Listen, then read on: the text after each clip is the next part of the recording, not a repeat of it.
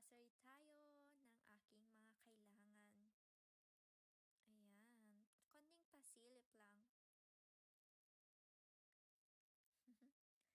Tapos dyan, kukuha ko ng Colgate pero iniisip ko pa kung anong gusto ko.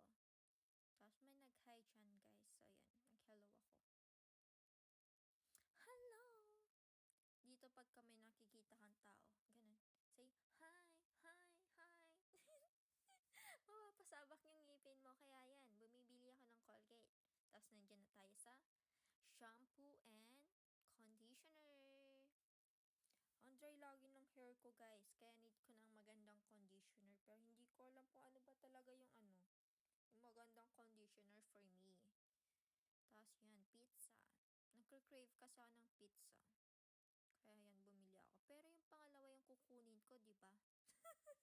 Sinong ganun guys? Ayaw kunin yung pang-una. Laging ganun eh.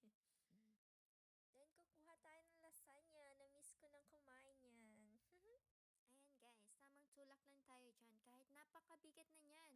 Pero yan, kinaya ka pa rin mag-video.